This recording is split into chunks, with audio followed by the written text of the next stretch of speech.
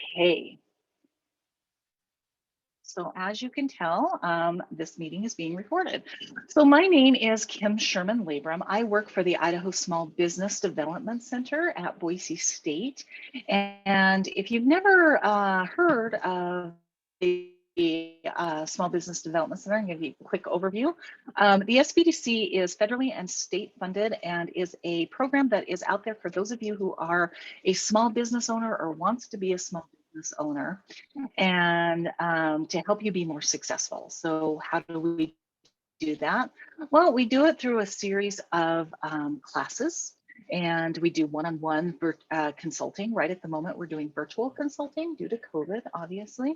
And we also have access to resources in the valley, other kinds of business resources.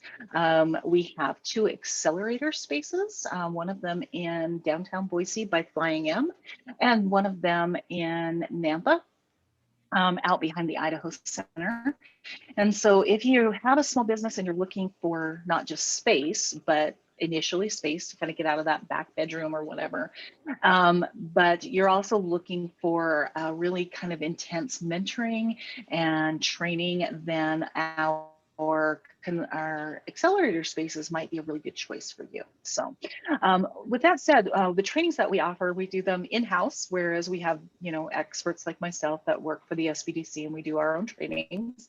Sometimes we partner with like community ed. So I've been partnering with community ed for almost 10 years now, doing trainings for them on a variety of topics, mostly business, but sometimes art, because I do art on the side. So, and then we also have trainers from the community. So for instance, I don't want to learn QuickBooks personally, so I have somebody else come in and teach my QuickBooks classes for me. And she does a great job. And sometimes we have national speakers come in. The great thing that COVID has given us is access to training from all over the United States. So because everybody's jumped on and started doing this virtual training, it's so fantastic. So you can access training from Kentucky or Nebraska or anywhere, which is really cool.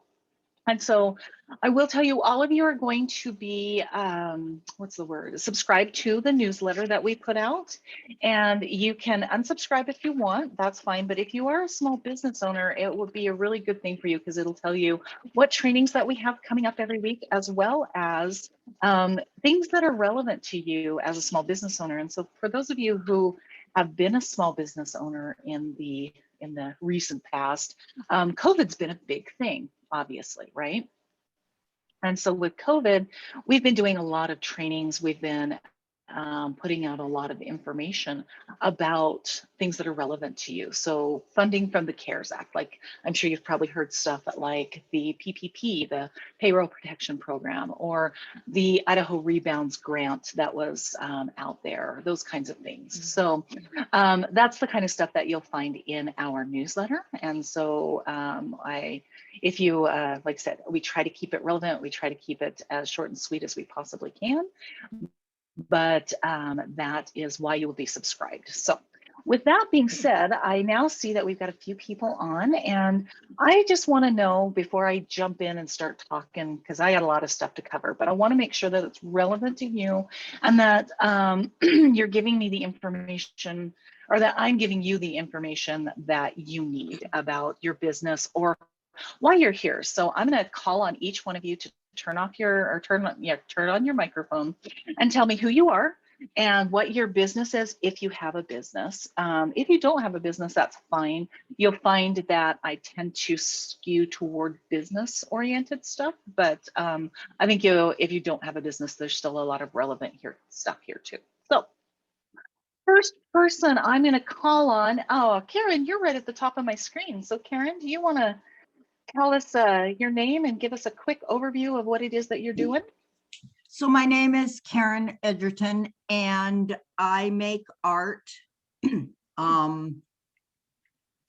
It's add-on art. So I repurpose a lot of things, and I take strange things and put them together and stuff.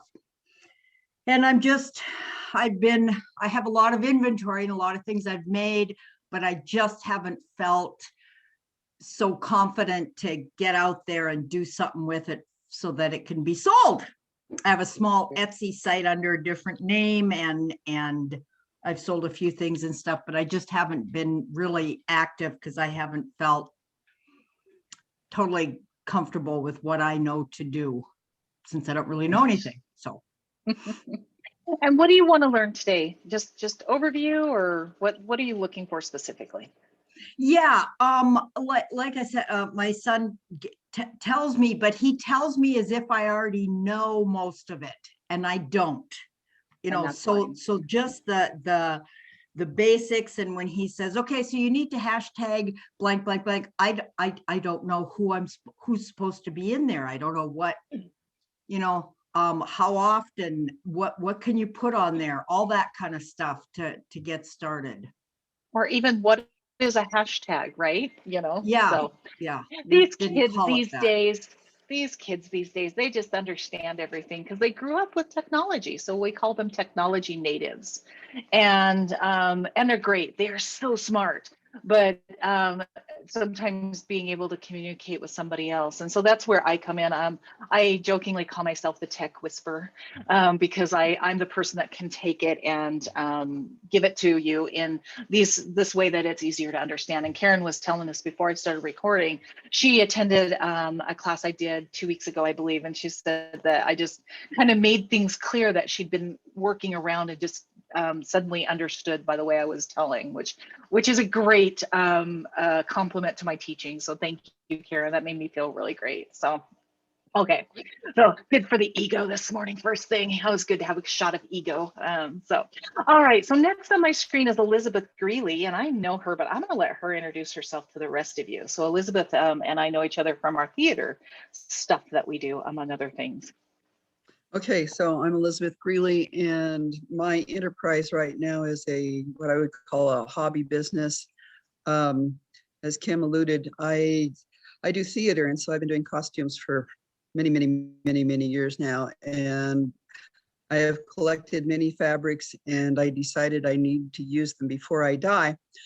So I am making bags, and last summer I kind of did the arts and crafts circuit, the little markets that were still available to us with COVID and everything. And that was fun, but I would like to expand it to a more online presence, and I am completely ignorant. So that is why I am here, because Kim knows things and I don't. Oh, you're very kind. So I will say I bought one of Elizabeth's face masks, and it's one of my favorites. It fits perfectly. And when I'm talking, if I'm meeting and talking to somebody, it stays on my face and doesn't shift. So there's your I have been Thank able you. to tell you that because I haven't talked to you. So I need more Well, masks, apparently. yeah, I'm so glad. Thank you.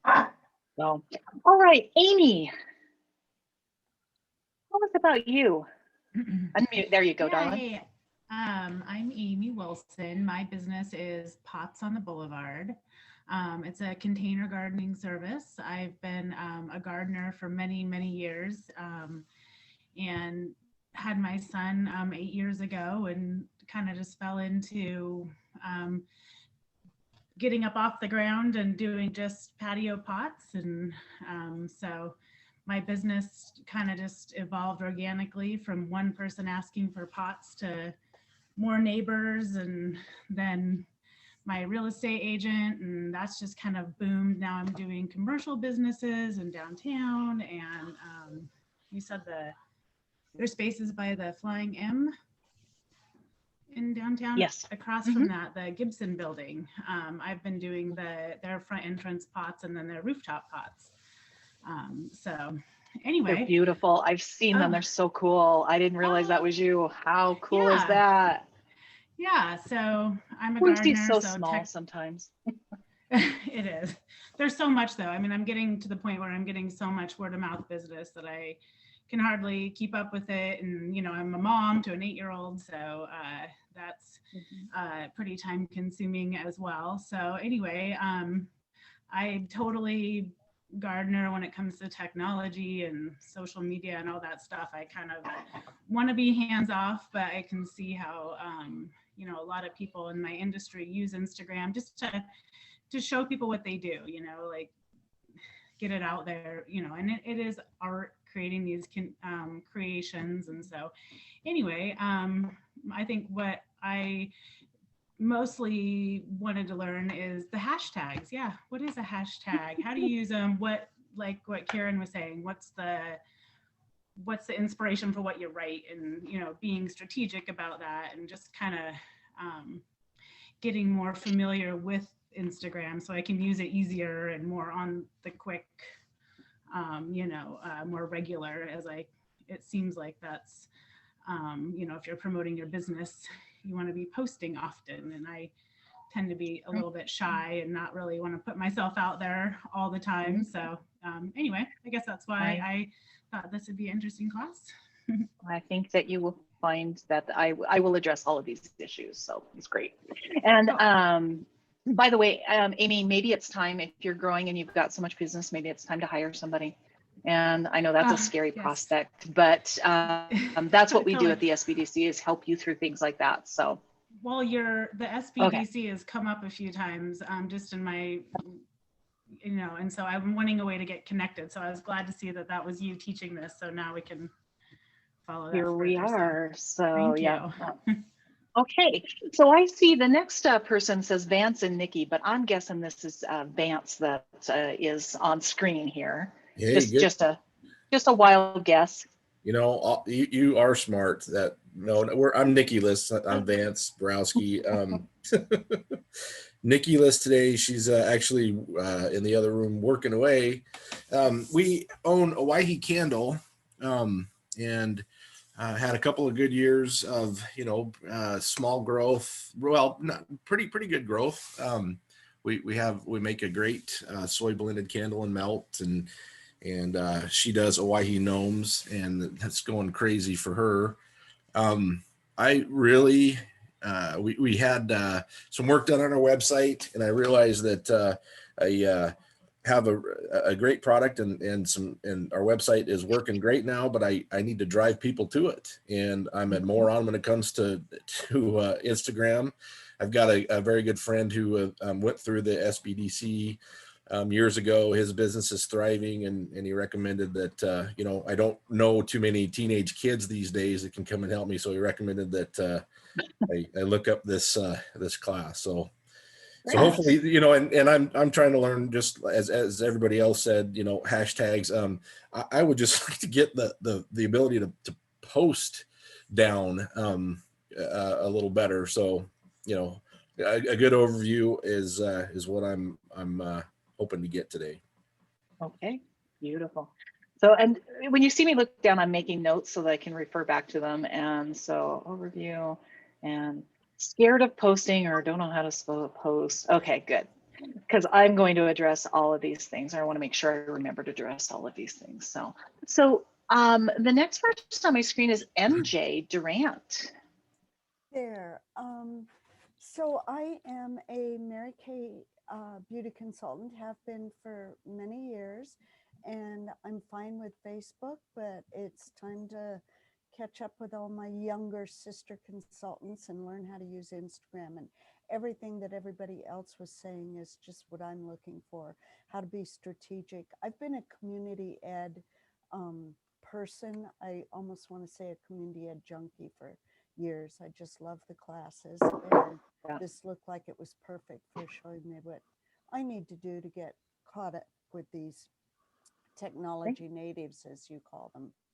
As I call it. Yeah, we're older learners, and that's fine. There's nothing wrong with that. You can adapt. I'm 100%.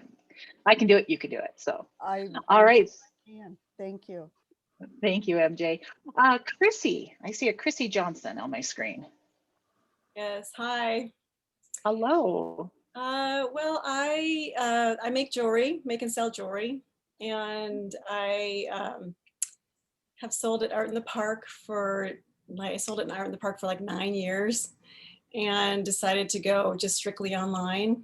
And it's taken me a while, but I finally got my website up and running, And I'm kind of an anti-social media kind of person, but I know that I have to do it for my business. And so, and I know that I could probably watch tons of videos and go on YouTube and learn it myself, but would rather take a class like this. And for me, you know, I know how to post, I know how to do that kind of stuff, but I want to know more about, like some of the other people, hashtags, tagging, and then also selling products on your site, like where you can click on an item on a model and then go right to that, take that right to your website. Great. Fantastic. Yeah. Thank you. So we'll say, while there's like a few demos and stuff, because of the virtual format, it's harder for me to like show you how to do things specifically, but we can walk through some of these if we need to, but I think, yeah, no problem with that. So. Yeah, and I don't know how in depth you'll get, but you know what, just even like same with some of the other people, it's like kind of just more getting more comfortable with doing it. Like I feel like every time I want to post, it's like yeah, I just want to be able to comfortably just do it easily. And all right. And also, you know, I'm sure some of the people other too, I want to make sure sometimes you feel like, am I posting the right thing? Am I, you know, like, yeah, am I doing the right hashtags? And should I be tagging people? Should I, yeah. Sure. So. Yeah. What's the culture? That's a big one. That is learning that culture. And if you don't, people will roast you and it's not good. So That's what scares all me. right. Yeah. Okay, Nadine, I see that you're here. Tell us what you're up to. Well, I'm sitting here right next to you, and I was going, is she going to call on me or what? On my screen, I'm sitting next to you. So Right. I have a 14-year-old granddaughter who uses Instagram, and I am totally clueless about it. Totally clueless. I mean, I use other social media, but I don't know this. And so one is just wanting to catch up with a 14-year-old. But I'm also a poet and a writer. And I've recently been recording some of my poetry and putting it on some Facebook and stuff like that, and getting good response. And I'm not really sure what I want but mostly what I want to know is how Instagram works and whether or not it is a media that or a medium that would be useful for me. In terms of just publicizing myself. So that's it. Thank you. Okay, awesome. Goldie, I have a Goldie Bishop on here. Hello, I'm Goldie Bishop, and I'm a little bit different from everybody else in that I actually work for the state's college savings program. But there is just two of us, and I'm fully in charge of our social media. And I really am not a social media person.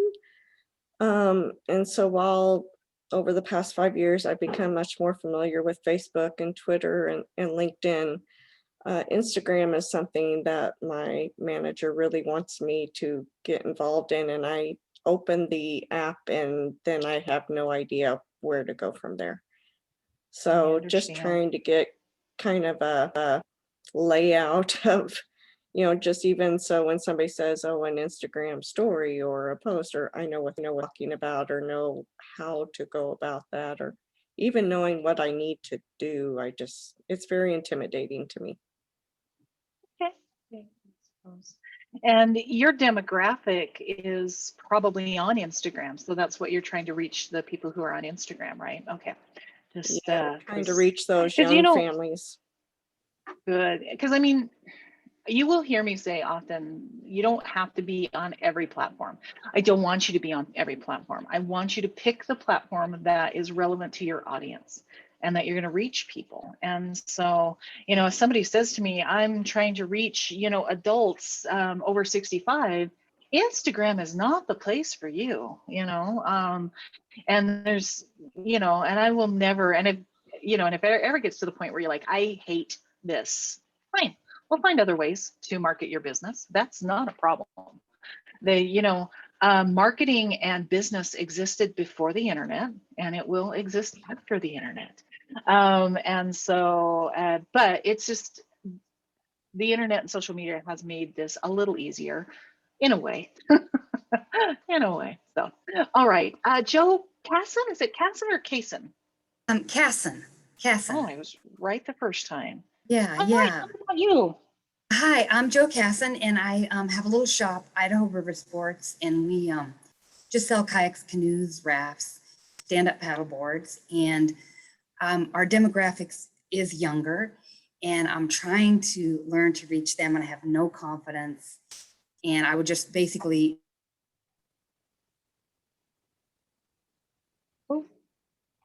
Oh, you froze.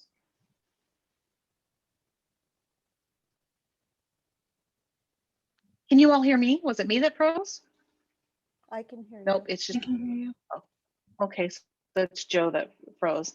So Joe, I'm gonna come back to you. I hope that you unfreeze. I hope that you come back to us.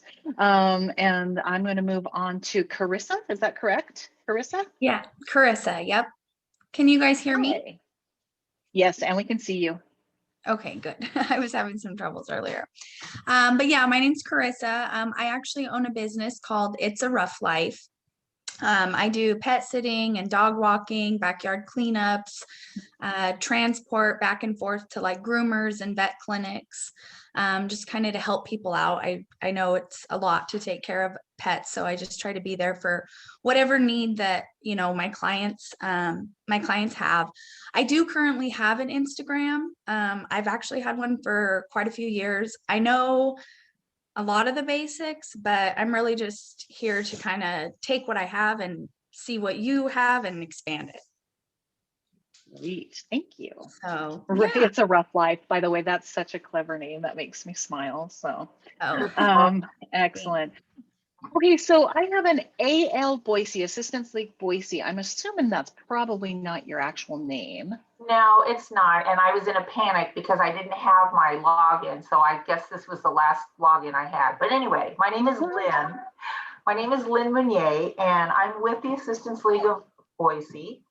And if you know anything about our organization, it's usually typified as being run by a bunch of little old ladies.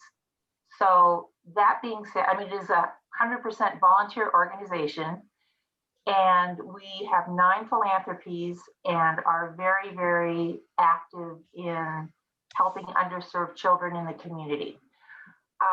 Our biggest source of revenue is our thrift shop on Glenwood, and we're always trying to get people to come in there and either donate or purchase from the thrift shop because, again, that's our main source of revenue. I'm actually the VP of marketing for them for the next couple of years. And I ended up in social media only because I was at a conference, attended an Instagram class with our president at the time, and she decided, okay, you're going to be social media marketing. And I basically knew nothing. So I think I have a pretty good handle on Facebook. I have been posting on Instagram. My goal is to not really reach our members because they tend to be you're not really involved with social media, but to generate business from, you know, the community. So I need to target my posts to a different audience than my members. And I just want to get better at what I'm already doing. You might have another class that follows this on artwork and collages and how to do, you know, how to post photos and get words on photos and what softwares to use and all that. I need that kind of help too, just to kind of go to the next level. But I'm always to learn what I don't know. So, well, thank you for that suggestion. I have a really good solution for that. And today's the deadline for proposing for the next session of Community Ed. So maybe I'll go ahead and do that. And I missed your name, your actual name. Lynn, thank you. Yeah. It just kind of cut out. Now we have one other person, Amy Beloved, and she texted or she messaged me and said that I think you all got it. So she's covering a shift, and so if she gets back and gets to jump back in and talk to us, cool. If not, so I'm just gonna really quickly message her and what do you ever type and everything goes askew?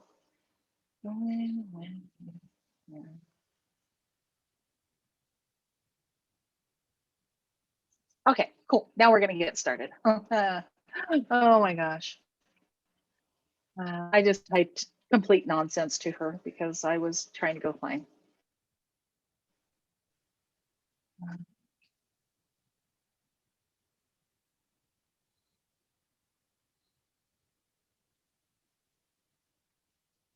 Okay, there we go. All right, so I'm going to go ahead and begin. So we're really going to get started. So we have Instagram, right? So Instagram is an app. It's mobile based.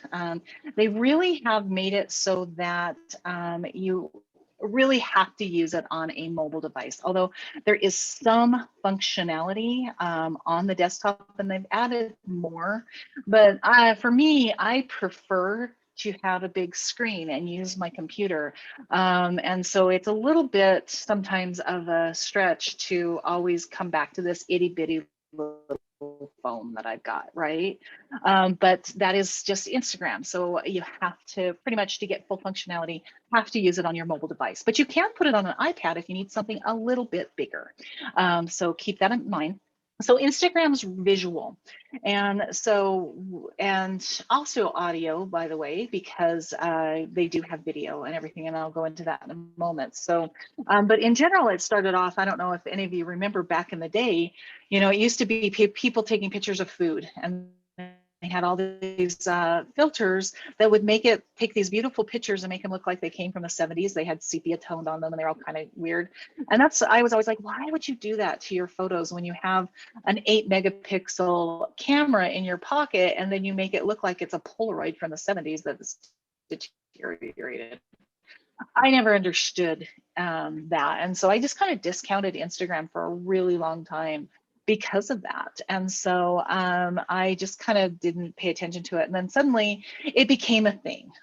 You know, we got beyond taking pictures of food and we started leveraging it, using it, but it is primarily a visual platform. So for Nadine, who's a poet, you know, she's wants to share her poetry. So she's going to have kind of a different way, because kind of hard to photograph poetry, right? Unless she were to design really interesting typography pieces or something. But, you know, if she's any kind of a performer, she could video herself doing her poetry, and that might be an option. And also needing something that we might talk about. I've recently started dipping my toe into the world of TikTok, and I'm amazed at how many people that I'm seeing on TikTok that are of our age and older that are having great success, just talking and doing things and stuff. So not that I'm saying that you should, I'm just saying that it might be interesting to think about. So anyway, that is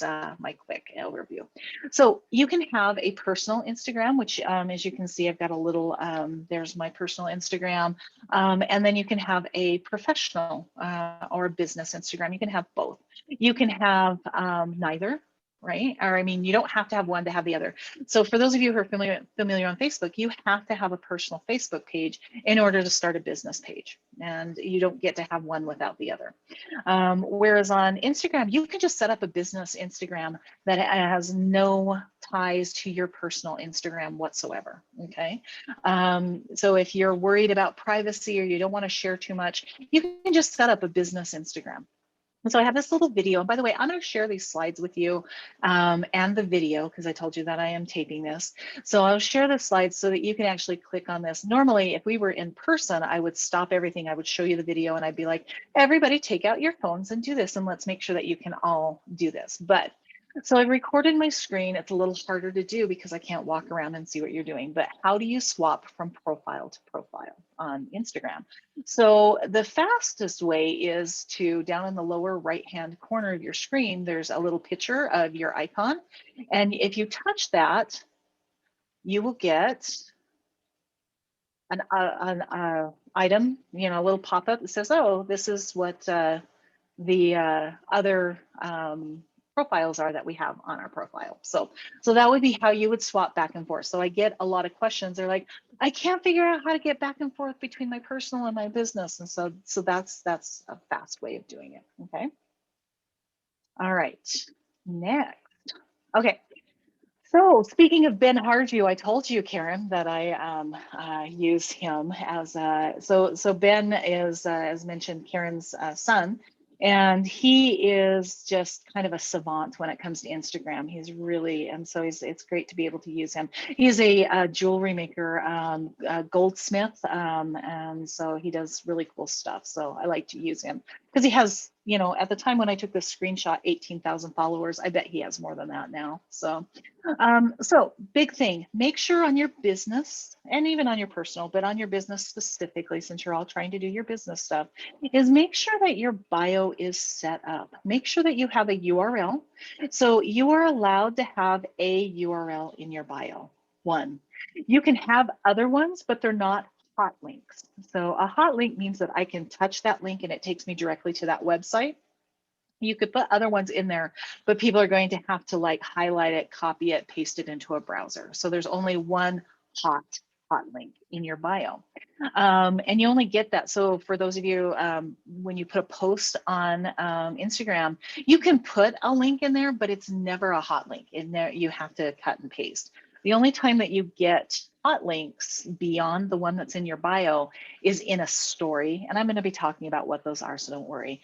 But there's a place in the story. If you have 10,000 followers, you can put links in your bio. And as you get more familiar with Instagram as a platform, you'll see like an Instagram story that says swipe up to buy my new thing, right? Or to check out whatever I'm promoting. So that's where that comes from. And it comes from people who have a large enough following. And that's something that Instagram allows you once you get to a certain level.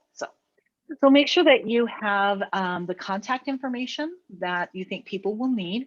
So for the SBDC, obviously I have put, you know, our address back in the day when we saw people in person, and obviously our website. And so, and then there's also, I've added the phone number since, because I don't want people dropping into the office because nobody's there. What category are you? So Ben he's got they're predetermined categories, by the way. So you don't get to choose. So is there a category for poets? I don't know, maybe. I'm not sure. I have not checked that out, but if there's not, maybe there's probably a category for writers. So that would be my guess. So pick the category that best matches you. And then CTA. Anybody know what a CTA means? Well, you'll hear me say it a lot. CTA stands for call to action. What do I want you to do? So the problem that we see on the internet is so many people get to a website or social media and stuff, and they're like, oh, this is cool. Now what? Okay, we want to make sure that that everybody knows what to do. If you remember this particular mantra that everybody on the internet is lazy and they have ADD, then you will know how to go forward with what you're doing, okay? So when I say lazy and ADD, it means that we have so much coming at us, we don't have time to try to figure out. If Ben hadn't put his website up there, I would be like, okay, cool, I can see his pictures, but I can't buy from him. He has automatically put that in there so I can go and look and go to his website.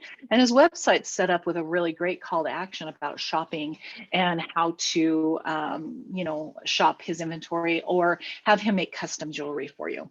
Our website is set up so that you can set up an appointment, because that's the call to action that we want. So that's what I mean by a call to action. And there's not just one, you can have different ones for different platforms. So, but just remember that we need to give people something to do, because if they get there and you make them stop and think, they're not going to.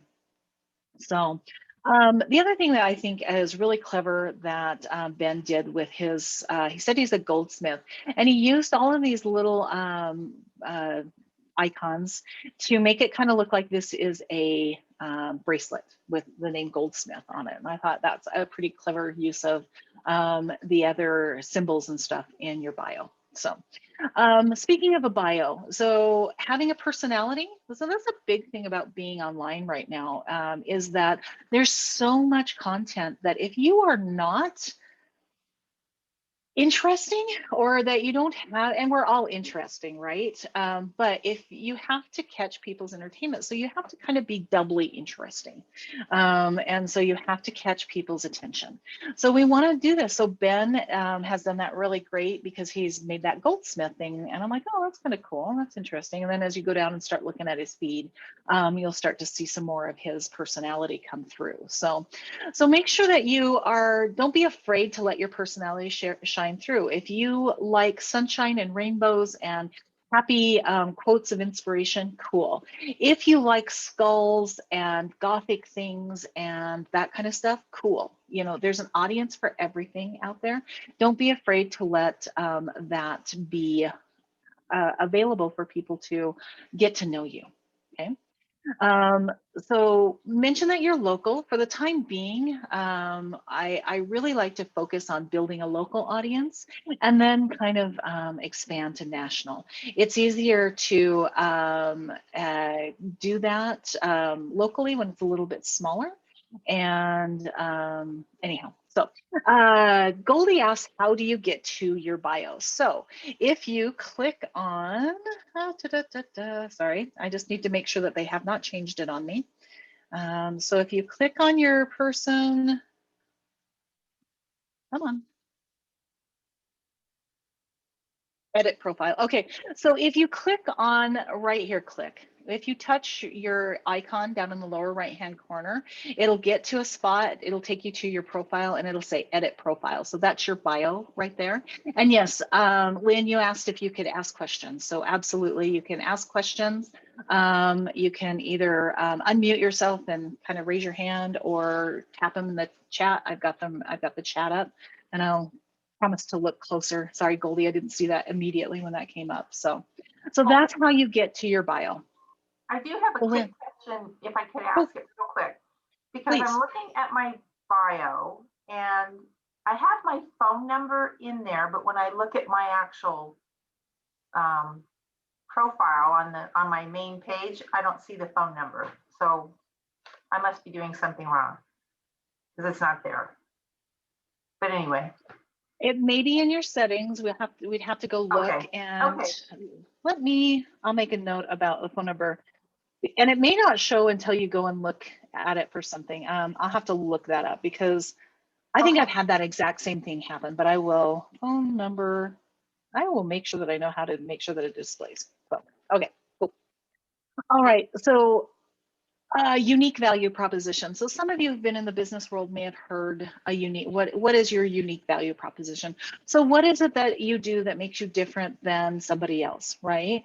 And so you all have a unique value proposition, even though, who was it that makes jewelry? There we are, Chrissy. Chrissy makes jewelry. So lots of people make jewelry, right? But Chrissy brings something unique to it, right? Maybe she uses glass beads that you can only get from France or something like that. That's part of her unique value proposition. Or maybe it's repurposed costume jewelry, or I don't know what her unique value proposition is, but we want to talk about that. So if you look at, for instance, we've got Ben, who does customs, one-offs, and production runs. That's part of his unique value proposition, okay? And then finally, you're allowed to have a verified badge if you are of a certain status. So verified badges usually go to celebrities or people of a certain stature. So you and I don't get a verified badge, even the SBDC, because even though we're across the United States, we don't get a verified badge. We're not important enough yet. So if you can get one, cool. If you can't, it's not that big of a deal. But if you do, then it is literally a badge of honor. So it's nice to have. All right, next. Okay, posting consistently and having a plan. Okay, I will tell you that Instagram for the longest time for me was really a tough slog, literally a slog. I just didn't take to it as well as I did to like Facebook. It was, I just didn't understand it, and I didn't like it as much. And so what did I do? I finally was like, okay, I have to learn this because my clients were asking these questions and I needed to know this platform.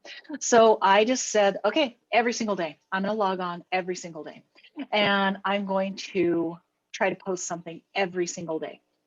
And so what did I post? Well, pictures of things that I drew or things that I was making. Sometimes it was a picture of a flower that I took while I was on my walk. Didn't matter because I was learning the platform and getting familiar with it. And so, and being able to. And so if you look at my early posts, none of them have hashtags on them because I didn't really understand why I would want to use hashtags, especially on my personal profile. So, but you just need to get in and do it. The same thing with Instagram Live, and I'll talk about what Instagram Live here is in a moment, but it's where you literally can go live and do a broadcast, and then it saves and people can go watch it later. And I've been recommending to my clients to go do Instagram lives, and they're like, oh, you know, clutching their pearls. It can't be on video. It's right. I understand because I was a little bit the same way. And so finally, I'm like, okay, well, what's good for the goose has to be good for the gander. And so I said, I can't keep recommending this to people if I'm not willing to do it myself. So when lockdown happened and I started working from home, I started going outside and spending time in my yard and just kind of basically spying on the neighbors, so to speak. I'm like, oh, because I live in a cul-de-sac and we all know each other. I've been here for almost 20 years and stuff. So I thought, I'm gonna try this. So I started doing Instagram lives, and my Instagram lives are me commenting on what my neighbors are up to. Oh, so-and-so's getting a new driveway. That's interesting, right? Okay. Or there's neighborhood cats when the weather's nice that come and visit me, probably because I leave food out for them.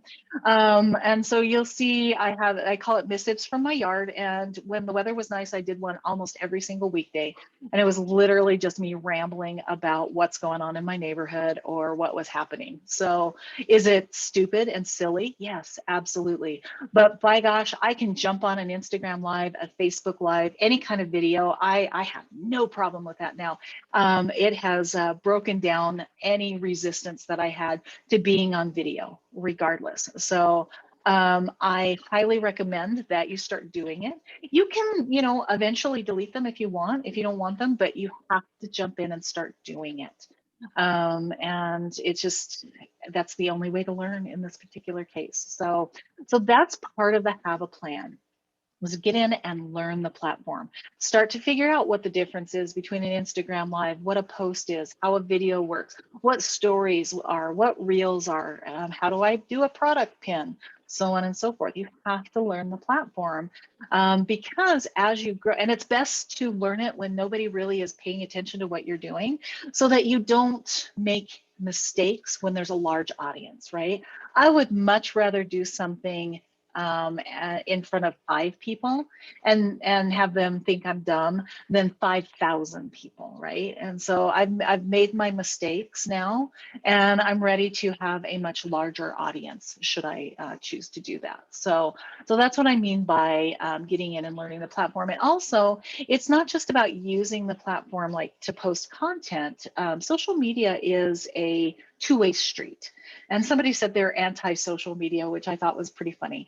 But social media is about the give and the take, and it's a two-way street. So it's not just about you putting content out there. It's about you having and interacting and doing things with other people's content. So I always liken social media to a cocktail party. So remember when we used to have parties in real life and there were people in a room together?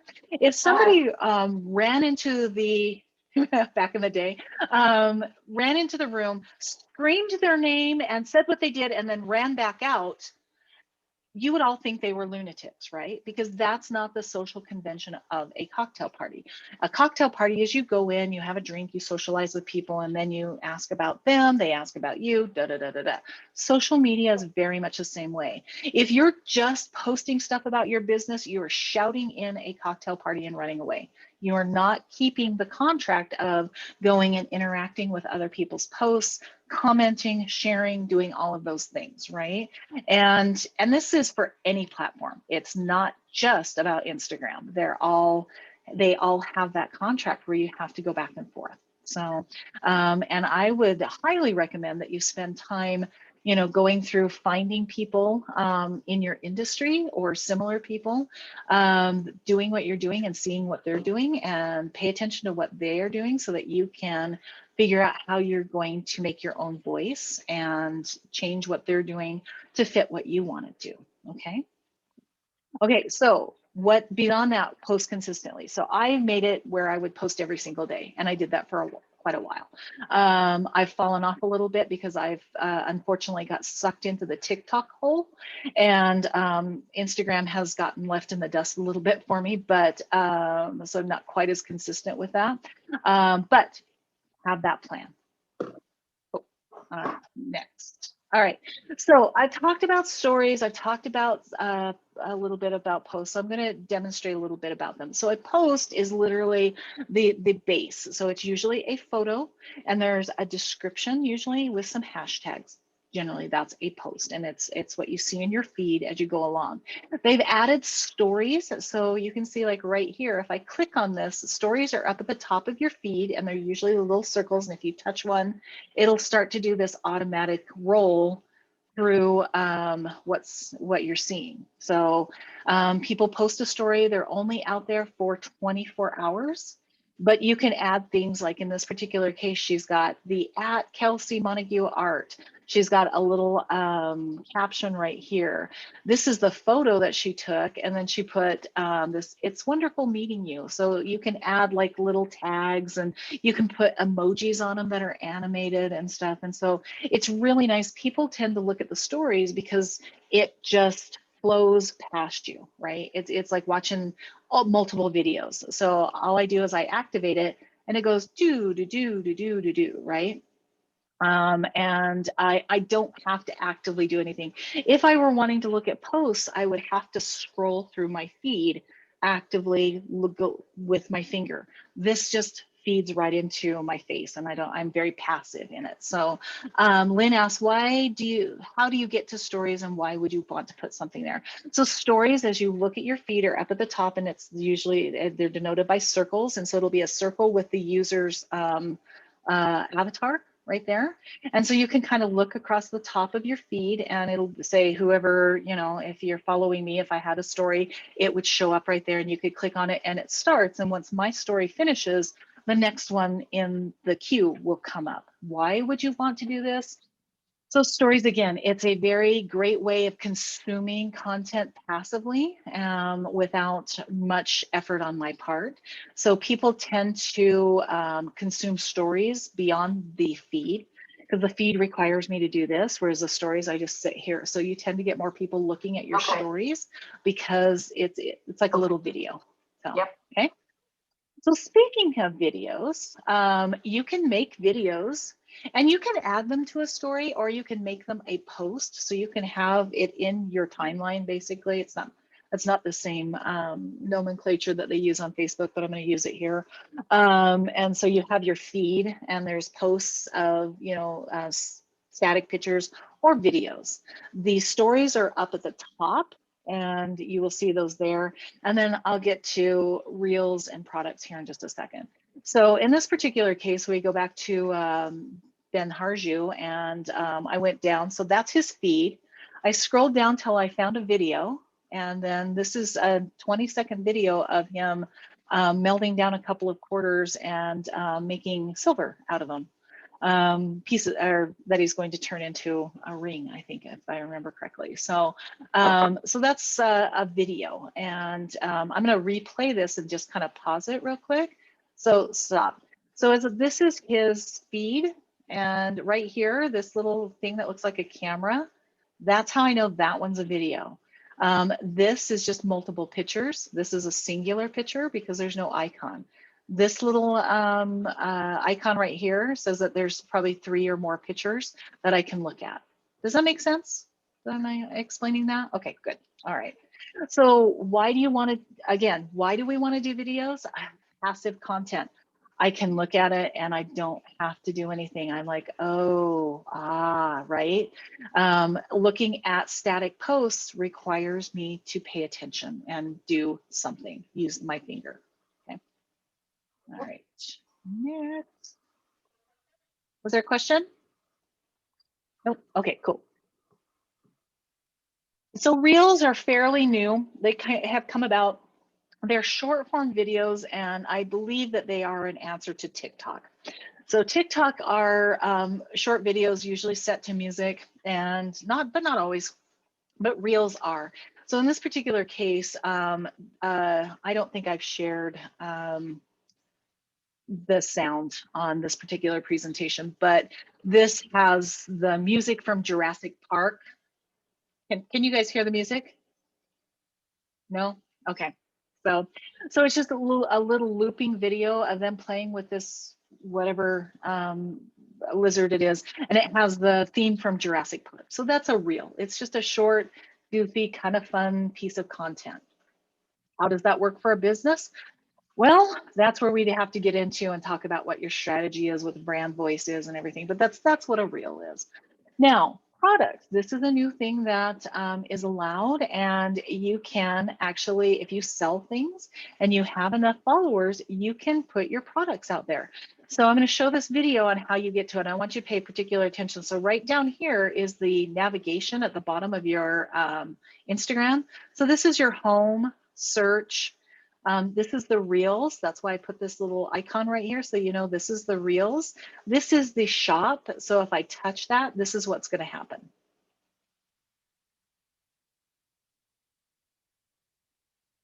I've touched it, and look, there's a product listing of people that I follow. So I can go look at products that, oops, that's weird, that they have put out for sale on Instagram. So that's how you get to them. How you post them is something a little deeper that we're not going to get into. But if that's something that you need help with, let me know. So this is kind of like what's going on that navigation down here. Okay. How short are the videos? I believe they are less than 30 seconds, but they may have expanded them to be up to 60 seconds now, as far as the reels. Your videos on Instagram, just the straight up videos, are 60 seconds, or if they're longer than 60 seconds, then they get put on what they call Instagram TV. And then you can have as long a video as you want. But if you want it to be in the feed, like a post or just a straight video like I was showing, they have to be under 60 seconds. Okay. So for you, Nadine, do you have 60-second poems, right? Can you talk about your poem? Can you do a poem in 60 seconds? So if not, then you would have to do Instagram TV. Potentially, if you were going to video yourself doing it, which I think would be pretty cool. Beat poets and that kind of stuff. I bet you could get some pretty cool following if you have that in you to do that performative art a little bit. If you are one of those people that really is camera shy and doesn't have that performing bit to you, and you're just going to read your stuff in a monotone, then that's not going to work. But if you are somebody who has, I'm going to perform this, like you've been on stage or something, that can be engaging content. And that's how you could take that poetry that you write and turn it into kind of performance art. So Goldie asks, do you find videos in the feed, or is there a specific spot for that? Yes, is the answer to both. So as I go through my feed, if somebody that I'm following has put up a video, it'll be in the feed, but I can also go and look for them specifically and find them in a different spot as well. So, okay. So again, I'm giving you an overview because I got a lot of stuff to content. Sorry, the video started playing. It's really loud in my ear. And then I really, to get into the nuts and bolts of how to get to each one of these things, it's harder to do virtually. If that's something that you need, let me know. We'll get together and figure it out one-on-one. But because I want to get to the next things that I need to get to. Come on.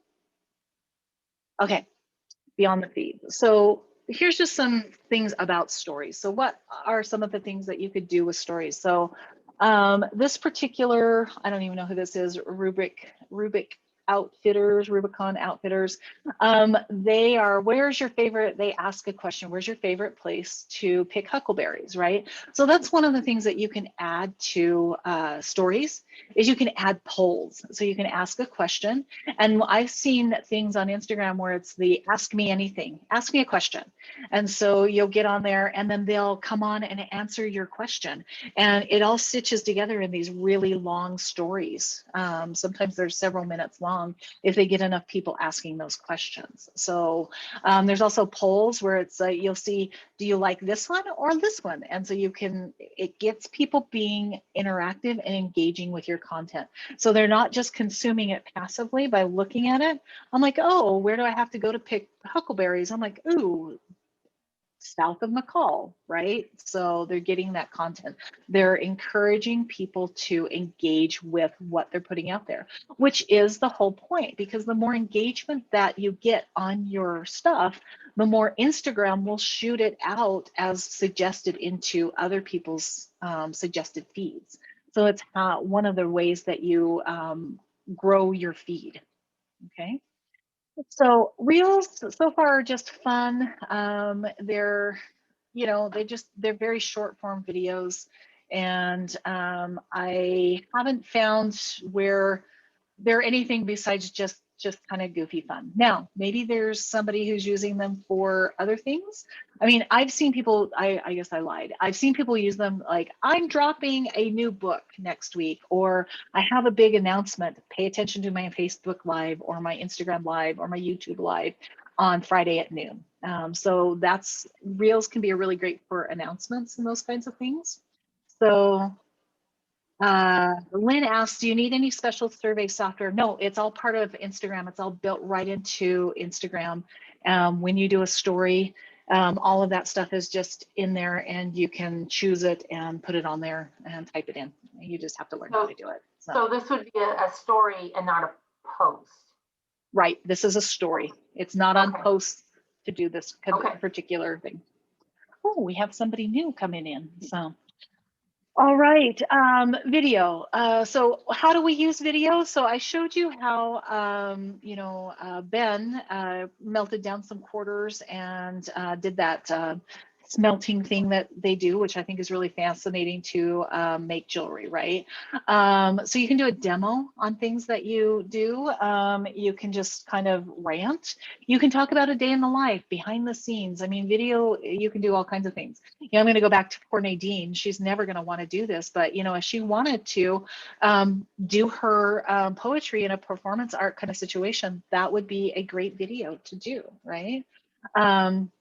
And then products, obviously, if you have products to sell, you can actually, you know, post the picture of it, and then there's a place to touch the picture and it brings you to the products and stuff. So these are all ways that are going to be really useful for helping you sell your products and getting engagement with your content. All right, I'm going to pause for just a second. Does anybody have any other questions? Because I know this is a lot to take in, especially if you're not familiar with Instagram. And I'm sorry, there's just a lot to take in. And you're just going to have, sometimes you're just going to have to sit down and play with it a little bit and get there. And so but it'll get there. I promise you, you will learn it. So, okay. The other thing, I've mentioned Instagram Live. And I've also mentioned Facebook Live, and I've also mentioned YouTube Live. They all have live components. So it's literally, so I could go live right now on my Instagram if I wanted to. I could bring it up, do Instagram Live, and show you all on my screen on my Instagram and show me doing this class, which is weird. It's a little meta, but okay. So lives can be incredibly useful. Like I said, I was using it to learn the platform, and I'm amazed at how many people go back and watch my lives after they're over with. I don't have a ton of people who are watching them when they're actually live, but I get live people. And I've actually had people jump in and be part of the live. And we've had really great, I had an artist from California jump on my live, and we had this really great conversation for like 45 minutes about what was going on in California and everything. So that's one of the things that live can do. So specifically, what other reasons would you want to go live? So dropping new products, sales, particularly, you know, we're having a special closeout sale on a limited edition items. That's one way of doing it, right? It's a way to really interact with your fans because it is literally live. So it would look a lot like what's going on right here, where they could ask questions, but not vocally, they'd have to type it in. And me doing the live could respond to those people. So that's how that works. And so what is some of the strategies for doing a live video? Well, you want to promote it prior to, so let people know you're going to go live, right? I have a big announcement on Friday, come at noon, so come find out. Well, what's the big announcement on Friday? Well, it's because I have a brand new piece of jewelry that I'm debuting, or I have a new shirt that I'm doing, or for Lynn, you know, she could do lives about donations. So I will tell you, Lynn, my husband used to work for the Idaho Youth Ranch. He was a manager for the Idaho Youth Ranch down in Twin Falls. And so, you know, donation boxes are fun to go through, right? So a Facebook Live could be, Instagram Live could be really fun of opening up a donation box and seeing what's in there. Although, as you know, going through donation boxes can be a little weird. I remember one time I went and I picked up this really cool vase and I opened it up and I'm like, huh, it's weird. It has ashes in it. Why would it have ashes in it? And I realized it was an urn and somebody had donated parts of grandma. And so I was like, ugh. It's a funny story now, but it's not at the time. It was very disturbing. Anyhow, so that could be how you could engage your audience, is talking about those donations that come in, you know, or, you know, you have somebody, and I'm sure that the Assistance League is very much like how you have volunteers that are, you know, you have somebody who's the book specialist, right? And they're like, okay, this is the person that's like, oh, this is a book that we need to sell and we're going to price it at this, or this is just yet another algebra textbook. Nobody wants this. We're going to recycle it, right? And so that could be a Instagram Live as you're going through that. Or how do we research, like, you know, we found this really cool little piece of whatever pottery, and it says occupied Japan on the bottom of it. You're like, oh, well, that must be kind of important. And it is, by the way. If you ever find anything that's stamped occupied Japan, it was created in about a 3-year period when Japan was occupied. So, and they're highly collectible. That is the length and breadth of my knowledge of collectibles of any sort, pretty much. So, oh yeah. Anyhow, so that's how you could use these kinds of things as a live, right? You're delivering value, you know. There's so many ways to do this. What does your audience want? You have to pay attention to what they're wanting. You want to use hashtags and descriptions in your video. You'll need to make sure you're timing. So I will say that when I do my Instagram lives, I do them when they are convenient for me, because I do them usually when I need to get away from the computer and I need to just get outside and you know, not be staring at a screen, ironically. So of course, what do? I get on Instagram, but at least I'm outside.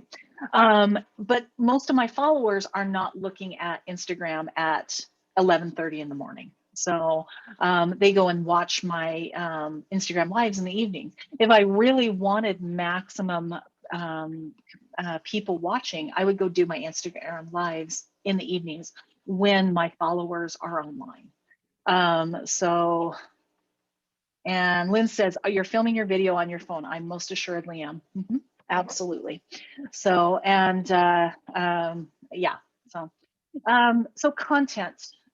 What is your content? So if you have, if you're going to do something, I would suggest that you have a script. And I don't mean word for word everything that you want to say, but really an outline of the points that you want to cover. If you're covering a specific topic or something, like I need to make sure, it's like when I went through and wrote down all of these things, I basically kind of did a little bit of a, okay, I need to make sure and hit these points because I know that they're important to you. And so my presentation that you're seeing is my outline of all the things that I have to cover or that I'm going to cover. And then I made notes of the extra things that I want to cover. That's what I mean by a script. I don't want you to read a script, but I want you to have one so that you don't get lost, especially because when you're really new and somebody wants to talk to you, or they send, for me, I'm like talking about this and then somebody asks me a question. I'm like, oh, that's interesting. And then all of a sudden I'm down that rabbit hole. I need to pull it back. So having an outline helps keep us on task and make sure that you cover, because you don't ever want to end the live and go, oh, I forgot to tell them about all the colors that my new thing comes in, right? Because that would be not very great. So you can do giveaways and promotions on your live videos. I have clients that specifically, they're if you are tuning into my live, you're the only ones that can access this particular special or giveaway or whatever. And so that encourages people to tune in live. You can do workshops. Like I could do this as an Instagram live, and maybe I should. That might be kind of entertaining. I would suggest rehearsing however you're going to do it, just because, or at least do a couple of test runs before you jump on, and make sure that you know the technology, that you feel pretty comfortable doing this before you start doing that. When you get viewers, if somebody pops on, say hello, wave at them, do whatever. If they make a comment, respond to the comment, do that. You can tag your friends that you want to attend. So that's always fun. Behind the scenes. So, I think that Instagram for the longest time was kind of the idealized life, right? So the live, make sure that we don't have the idealized life. So why do I have a background right here?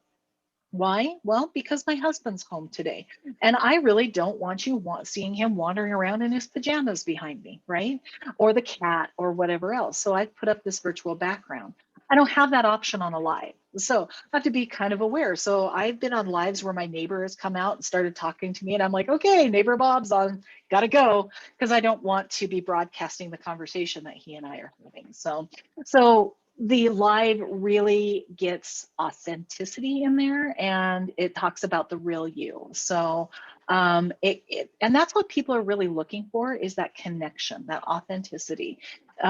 Social media gives us that to a certain point, and the live videos go even deeper into that. Okay, does that make sense?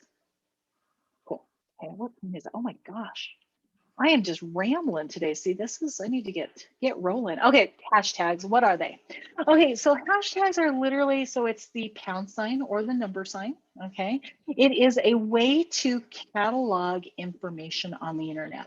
So in the olden days, before we were creating terabytes of information every single day, we would have to categorize it with A, B, C, D, E, F, G. Well, now we have to do it a little bit differently. So we do things with words or phrases. And so we use hashtags. So when we put a hashtag on something, it categorizes it in that particular bucket. So the top 10 hashtags on Instagram right at the moment, love is #1, probably because we're just coming off Valentine's Day, right?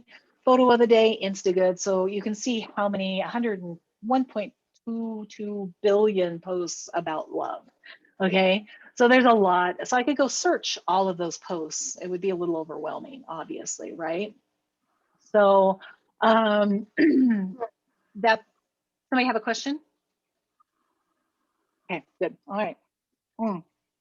Anyhow, so how do we come up with hashtags? Well, first we start searching, like, what are popular hashtags? Instagram helps you with that. As you start to put them in, it'll let you know what the hashtags are and how many people are following it, or how many occurrences there are of that particular hashtag. And so for you, I would recommend using a hashtag that's somewhere between 1,000 occurrences and 500,000 at this point. Because if you get to above 500,000 occurrences, then it gets to be really noisy and people won't see your content. But if you get below 1,000 occurrences, then nobody's seeing it, because there's just not enough people paying attention to that hashtag. Okay, so if you're looking for hashtags, and you should build a library of hashtags. So for instance, so Elizabeth is making masks and purses and hand sewn goods. So some of her hashtags would be masks, handmade, hand sewn, probably, oh gosh, vintage fabrics, because I know she has some vintage fabrics. You know, custom or bespoke handbags, those kinds of things, because those are the kinds of things that people are going to be looking to follow because they want to see that kind of content come into their feed. All right. All right. So that is a quick overview of hashtags. Tell me what questions you have, because there's almost always questions about hashtags. Okay, wow, I must have done a good job. Oh, yes, Amy. I have a question. Yeah. So you said build a library. So maybe find like a few that you use for each time you post. Yes, absolutely. So, and how many would you say would be a good number? You know, start with 3 and then start to build up. You can use up to 30. 30 hashtags is obnoxious. Don't do 30 hashtags, but for most small businesses, 3 to 5 up to 10 seems to be a good amount. But you know, 10 seems to be really overwhelming at the point that you're at right now. So come up with 3, right? And I went through and just found the top 10 Boise ones this morning. So you have Boise and Idaho and Nampa and Meridian and Treasure Valley and Meridian, Idaho, and this is Idaho and this is Boise. And you know, there's also ones like for restaurants that are Boise food finds and those kinds of things. So how do you sort of decide like a Boise local or local Boise artist, or how do you sort of decide which one is the most, you know, there's lots of Boise local. By how many times it's being used usually is what I decide. So if local artist is really used, but Boise local artist isn't, I probably will use, and I might use both. But if it's Boise local artist as opposed to local artist Boise, if Boise local artist is the one that has the most occurrences, then I'm going to use that one. So, but when you start to type it, yeah, when you type it in, it will tell you, it'll actually have a drop down on Instagram and tell you how many occurrences are being used by that particular hashtag. So you can make those decisions. And I just keep a notes file of, these are like my hashtags that I've discovered, because I will guarantee you as you get going, you will forget your hashtags and be like, oh, what was the one I used? So it's nice to have a library. It can be a notes of like, okay, there's the 5 I want to use here. And I have, you know, my notes thing is like 25 or 30. But you know, it's just like, okay, this one and this one and this one is relevant to this particular post. So I suggest that you start thinking about what your particular business. So going back to Lynn, she would be like Boise thrift finds might be a really good hashtag, maybe not, but thrift finds or thrift store finds, I guarantee you those are good ones, right? So be doing research in your area to find what are good hashtags. Can you gauge how well those hashtags are working based on the number of likes you get, or do you really even care about that? Yeah, because it increases your followers. Okay. So yeah, if you don't, and how do you gauge? Well, do a post and don't put any hashtags on it, and then do a similar post and put hashtags on it, and I'll guarantee you'll get new followers if you've got a good stuff. So Amy asks, where do you find a list of popular hashtags? Your good friend Google. Literally, it's right on Google is where you can find it, and Instagram also has it. There's a couple. When I send this out to you, there'll be I'll send a little note about some other hashtag research tools. There's some apps that you can download. And every time I do this, the app changes. So I need to make sure that I have up-to-date information before I tell you what app to download. So, okay, onward and upward. We got some slides. So I just wanted to show you a really clever use of hashtags. So this is Station 57 is in New York, and they had a cat that was their fire department cat, and it had passed away. And so now they're trying to lure in the neighborhood ferals to become their new station cat. So this is one of the ferals that they're working on. And so their hashtags, so you see right here, it says, come back. We have snacks. Bring the other one with you. So hashtags can also be used as another way to communicate things without, so right here, you know, she wrote, this is no photo, but I'm glad to report that there's a shy guy sighting. He ran away, but he looks healthy, la, la, la. Come back, we have snacks, bring the other one with you, okay? They're using it as a clever way to communicate with the audience. Like nobody's going to be looking up come back as a hashtag. We're not going to be following it, but we're using it as a way to communicate. It's language. And I think it's very clever when you use it that way. So there's actually 2 ways to use Instagram. One other thing that you want to put right here is if you see right here, it says warm weather equals more shy guy. So the hashtag stopped at the end of warm weather because you cannot put a symbol in a hashtag. It has to be words, it has to be letters. Okay. So that's 2 ways to use hashtags. All right, onward and upward. Okay, how do you get content? Okay, well, obviously you have content. You take pictures of your thing, you put it out there, you hashtag it, you do other things, or you get really clever. And so I'm going to tell you about 2 of them. So one of them, What Lifts You, is a hashtag by Kelsey Montague. She is a street artist based out of Nashville, Tennessee, and she does these wings and she paints them on the sides of buildings. So what was smart about her is she started hashtagging what lifts you. So people would go up and they would stand up against the wings and have their friend take their picture and post it on Instagram with the hashtag what lifts you. So all of a sudden she's building this hashtag and she's gotten so big that she has her own app that you can download and it will put her art on any picture of yourself. So, and she's traveling. The last time I looked at her, she went to Australia to paint stuff. So I think that she used a hashtag to build her business in such a clever way. So, so that's what I mean by user generated content. She put something out there that people wanted to have their picture taken with and made sure there was a hashtag there that people will include and on their post. And so they are putting out that information or putting that post out there with her hashtag.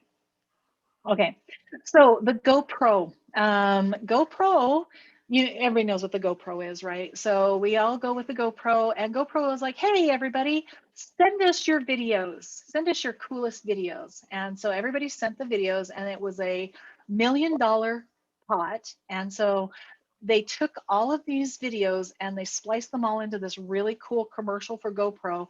And every one of the videos got a little bit of the $1 million that they were doing. So literally probably, everybody got maybe $100 because they used so many slices of so many videos, but how brilliant. So GoPro didn't have to send teams out to film people going up the Eiffel Tower or climbing rocks or anything. They just waited for people to send them the stuff, and then all they had to do was watch the videos and slice it into a commercial for their product. Brilliant, brilliant marketing. So that's what I mean by user-generated content. So, okay, come on. Okay, collaboration. So as you get going, at some point there may come a point where you want to collaborate with somebody, right? So maybe our thrift store wants to collaborate with an antique store or something. And so you can have an Instagram takeover where you have somebody else take over your Instagram and post content for the day.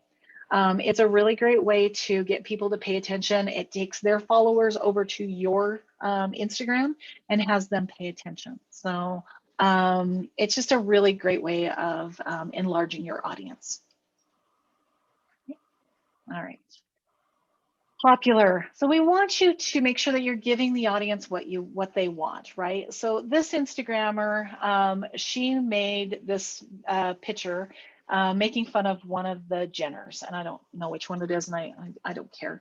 But she made her own, and it's very funny. And it was so popular that her entire Instagram eventually turned into mocking popular Instagrammers. And so she recreates these really popular Instagram moments and like this. And so that's what she does. And how does she monetize that? Well, she sells merchandise and that kind of stuff. So anyhow, but if you do, if something is particularly popular, like I'm gonna go back to poor Lynn. If if you're showing off antiques, like antique pottery or something, right? And that gets a lot of hits, and your pictures of clothing doesn't, go to the pottery and spend more time on pottery and home goods. Leave behind the stuff that people aren't interested in. Okay? Got it. I want you to pay attention to your demographics. So where do I find my demographics? So you go up here when you're on your profile and you click on the 3 little lines, and it's going to come up with a pop-up, and your analytics will show up, and it says insights. It's not analytics, but it is analytics. So it tells you about your audience demographics, when they're online, where their locations are, female versus male, that kind of stuff. So this is the kind of thing like I would, if I was going to go live, I'd be like, oh, all my followers are online Friday nights at 7 o'clock. So that would be the time that I should probably do my live, and to get the most bang for my buck. So or if you're posting a lot of stuff and you realize all of your followers are men, and you're posting a lot of stuff about makeup, which could be fine. Maybe you've got men who are interested in makeup, but you might want to pay attention. Why are all your, and give them content that they're interacting with. Okay. All right, next. Engage with your fans. Okay, so acknowledge comments, interactions, mentions. So so there's a local, sort of local. So has anybody ever heard of a gentleman and a musician by the name of Marcus Eaton? If you haven't, he is a genius, right? Okay, and I have been following him. I love him, seen him in concert. I can't even count the number of times, right? So I follow him on, he's my Facebook friend, but I follow him on Instagram, on YouTube, all of these things. On Instagram, especially during the pandemic, like every time I interact with him, he does like a little heart or a little clappy hands, and I'm like, oh, he knows who I am. And I'm like, I feel like I have this personal relationship with Marcus, right? Marcus might recognize me, maybe, possibly, just because I've been following him at concerts for 20 years. But does he know my name? Probably not, but he makes me feel like I do. And so when he dropped a record this summer that only came out on vinyl, I bought it. Do I have a record player? No, but I bought the record because I wanted to support him and I feel like he's my friend. So I did. Okay. Then I immediately went and downloaded the digital album so that I could actually listen to it. So that's what really great interaction with your fans will do for you. Okay, so be paying attention to that, and you don't have to be quite as on top of it as oh, bye Karen. I guess she left. She just said bye-bye. So anyhow, you don't have to do it quite as much as Marcus does, but it's working really well for him. Okay, all righty. Okay, you can host contests if you want. People love free things. So Instagram contests are a really great way to enlarge your following, but it can also give you the kind of following that you don't necessarily want. People who aren't necessarily engaged with what you do. So I wouldn't do giveaways too frequently, just because we just don't want to have people who are just there for the free stuff, right? We want to reward the people who are your followers and who have been with you for a while. So you can also do promo codes or sneak peeks, or, like I said, I have a client who, when she's clearing out her inventory, she's like, okay, only if you watch my Instagram live can you order these last 4 items that I have. And she has a special code that they get to use. So that's rewarding people for being fans and paying attention to your content. All right. Okay, Impact of your work. So customer testimonials, people, I love you, showing off your reviews, success stories. We show off our success stories. Like right here is one of our clients who got a story on KITV. So we put that on our Instagram. If somebody leaves you a really nice review, case studies, grand openings are really great content for the SBDCs, right? And if you're a Chamber of Commerce or something like that. So these are the impact of what you do. So for instance, I'm going to go back to Elizabeth, like a really great thing would be me showing off my mask and talking about how much I love it because it fits my face perfectly. So which I should do for her and put it out on our Instagram and tag her. So that's what I'm talking about showing the impact of your work. How do we get people who are like what you're doing? All right. Repurposing your content. You can put your Instagram stuff out on Facebook or vice versa, right? And as a matter of fact, because Facebook owns Instagram, they've made it really easy to put it on both places. The only problem is that the format on Instagram is square and the format on Facebook is rectangular. So if you take a rectangular picture from Facebook to Instagram, it will crop it and make it not look great. So if you're going to share content between the two platforms, I would recommend either doing 2 separate posts with content that has been sized correctly for both platforms, or do it from Instagram to Facebook, so that because Facebook will display it in the square format. Just Chrissy asked if you're going to talk about tags. What do you mean by tags? Like tagging people? Like adding somebody or tagging somebody specifically? Is that what you mean by tags? Yes, that's what I meant. Yeah, tagging people. Okay. Okay, so what is the, yes. So on Instagram and on Facebook, you can tag people by using the @ and putting in their username. And if you're going to do that, so for instance, I'm going to go back to this. So on this Idaho SBDC, I posted about Sunshine Spice Cafe, and I tagged them at Sunshine Spice Cafe so that they would be notified and so that people could go follow their profile. So tagging is allowed. Just be careful about how you do it. Don't tag everybody, right? Just because they're in downtown Boise doesn't mean that you necessarily want to tag every downtown business, right? So be a little circumspect about who you choose to do. And also, is it going to be annoying to them, right? So in this particular case, it expanded their online following. So they were fine with it. But, if I am trying to capitalize on somebody who has a larger following, then you just need to think about how they're going to respond to the tag. So they're perfectly acceptable, and you can do it, and you can tag as many people as you want, as far as I know. Although, no, you can't. Instagram does have a limit on how many you can tag, and it'll stop you. It'll let you tag up to, I'm going to say 20, but I may be wrong. It's been a while since I looked at that demographic to say whether or not what it is. But and if you do it over and over and over and over again, Instagram's going to probably penalize your content and stop you from doing it if you're doing it like spamming. So use it responsibly. Does that help, Chrissy? Yes, that helps. Thank you. Great. You're welcome.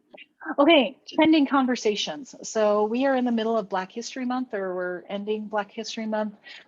So holidays. So if I was going to do something, a hashtag, something about Black History Month with a hashtag Black History Month, right? Baby Yoda is a thing. So these are things. Treefort Music Festival was a thing once upon a time. Current events. Just be careful that you are using the ones that you're careful about the information around them. So, and I will tell you a horror story. Nike had a bunch of information that they were going to put out, posts that they pre-scheduled about the Boston Marathon. And so the one that came out right after the Boston Marathon ended was, congratulations, you survived the Boston Marathon. Guess what year it was that came out? The year with the bomb. Okay.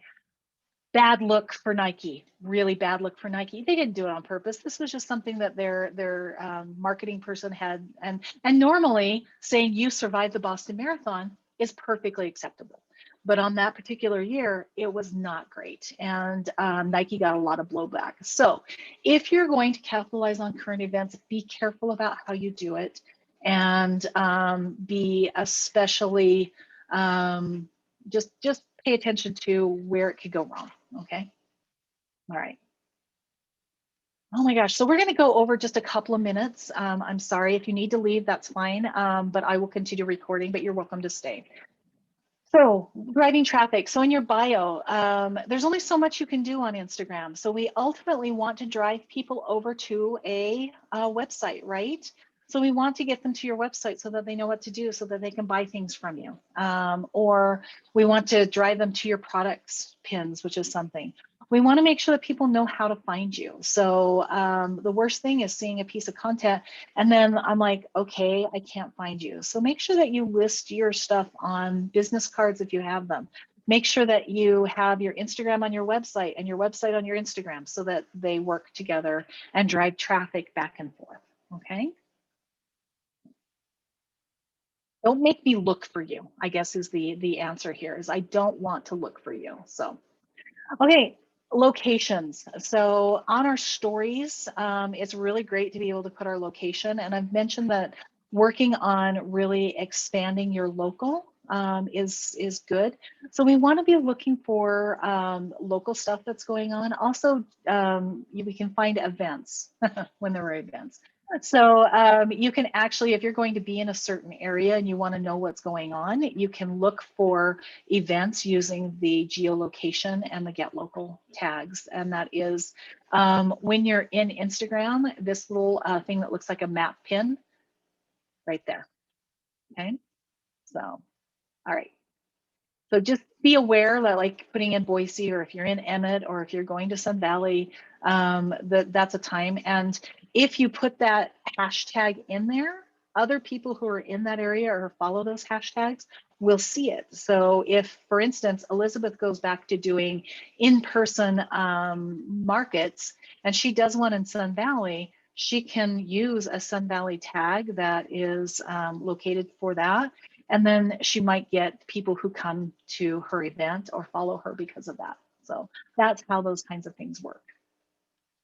All right. Pay attention to your competitors. Go out and find other people who are doing what you do and follow them and copy them, but do it better. Pay attention to what you're doing. So in this particular case, we've got, Moxie, Java, Flying M, and Bikes and Beans, 3 of our local coffee shops. And they're all, it's interesting, 2 out of 3 have pictures of their coffee art. And, just pay attention to what they're doing and see if there's something that you want to do. If there's a hashtag they're using that you should be using, that's also a very smart way of doing your hashtag research, is going and looking at your competitors. And I don't mean just local, do national too.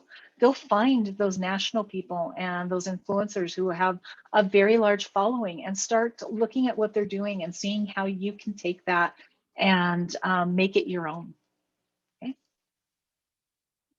All right, don't leave people hanging. So what do I mean by that? So I've talked about calls to action. So I want you to pay attention and don't just say, well, I have this, and then have people go, well, how do I go buy this, right?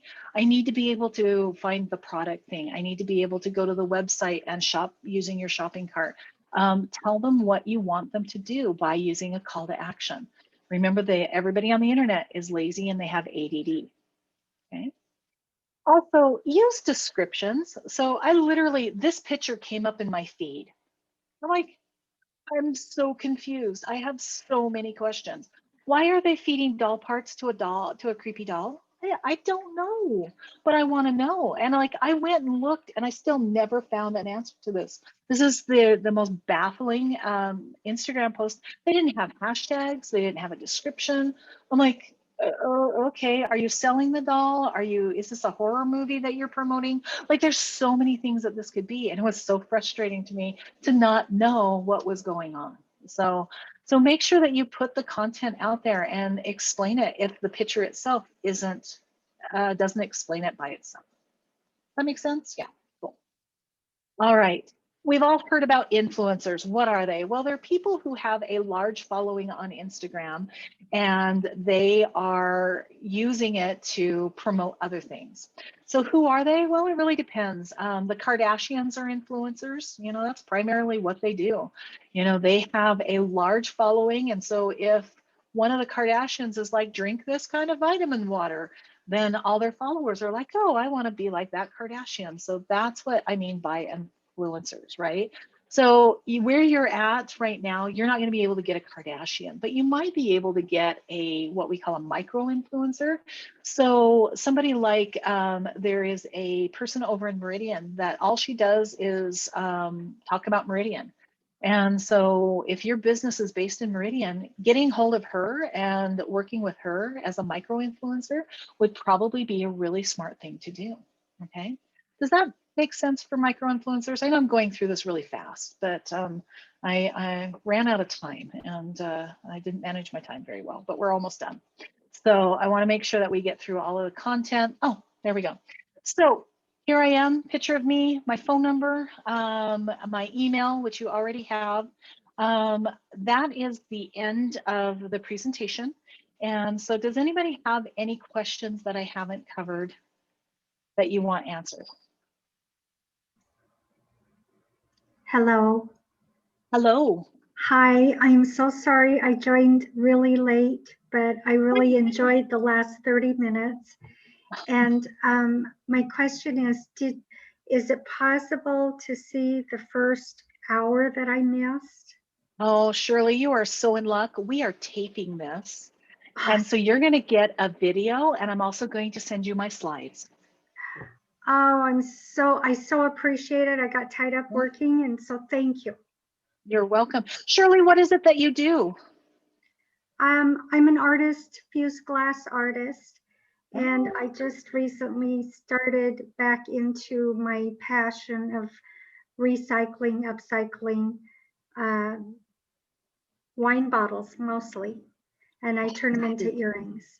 And so I'm working very closely with a couple local wineries and hope to keep this all within the local area. Okay, fantastic. What a great business. Thank you, Carissa. And by the way, if you all need to leave, go. I know I kept you and I apologize. Usually I'm right on time, but not today. So, but I'm here to answer questions for a couple more minutes if you have any. If not, just go ahead and log on out and look for something. I'll try to get it out today. Sometimes the upload to YouTube is immediate and sometimes it takes 2 days. I have no idea why, because YouTube is just YouTube. So, so as soon as it's uploaded to YouTube, I'll send you the link and I'll send you my slides. Thank you, Chrissy. And again, if I didn't answer your questions, let me know. Thanks, Kim. This has been very informative.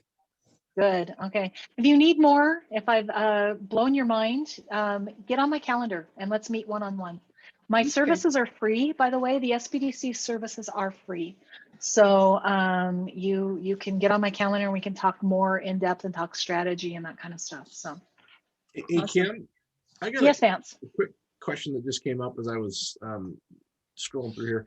I hope this isn't a dumb question. How would I post something other than a picture? Like if I wanted to put words out there, you know, say I can't figure out how to post. Do that.